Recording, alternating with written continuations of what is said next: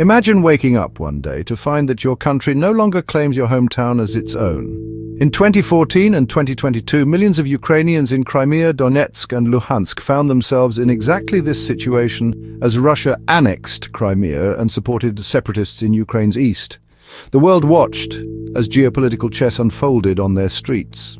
But what's life really like for the people living in these annexed regions today? Stay with us as we dive into the transformation of Ukraine's annexed territories under Russian control, uncovering facts, sources, and untold stories.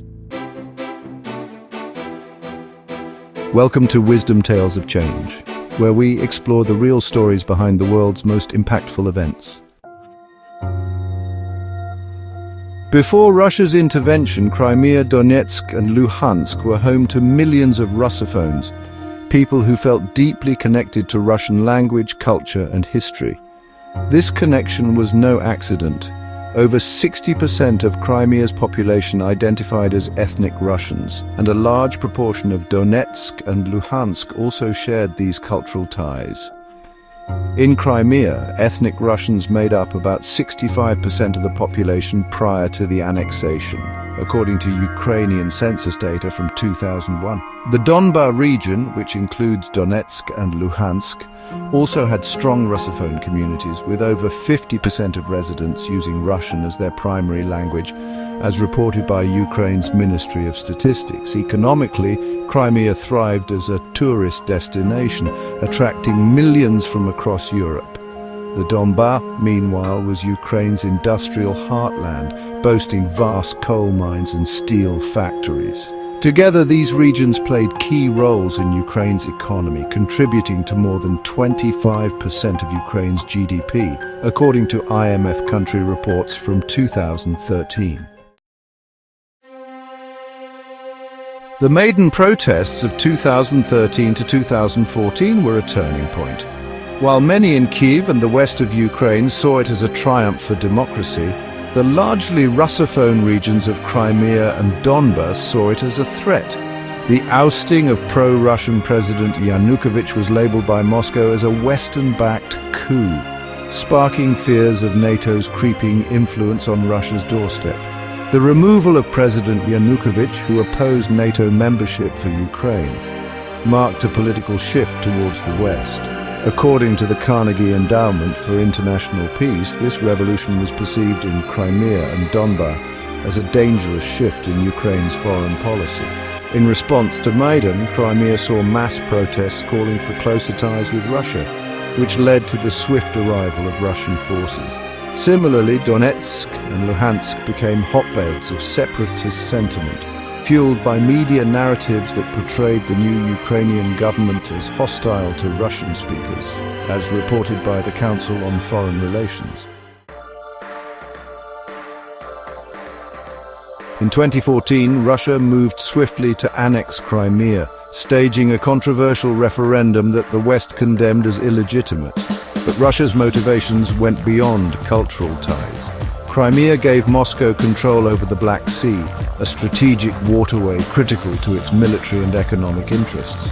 By annexing Crimea, Russia effectively blocked NATO's access to this vital region. Russia's annexation of Crimea ensured control over Sevastopol, a naval base key to projecting power into the Mediterranean.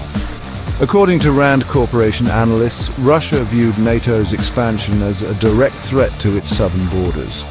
The 2014 referendum saw an official 97% vote in favor of joining Russia, though Western observers cited numerous irregularities and coercion, according to the Organization for Security and Cooperation in Europe. Since 2004, NATO had expanded eastward, including several former Soviet states. Ukraine's pro-Western turn raised the specter of NATO membership, a red line for Moscow, as noted in NATO's official publications.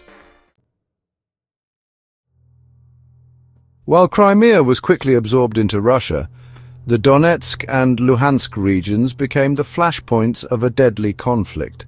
Pro-Russian separatists declared independence, backed by Moscow.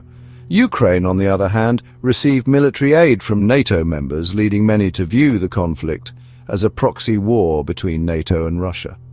By mid-2014, the Donetsk People's Republic, DPR, and Luhansk People's Republic, LPR, had declared independence, with Russia providing significant military and logistical support, according to UNHCR reports from 2014.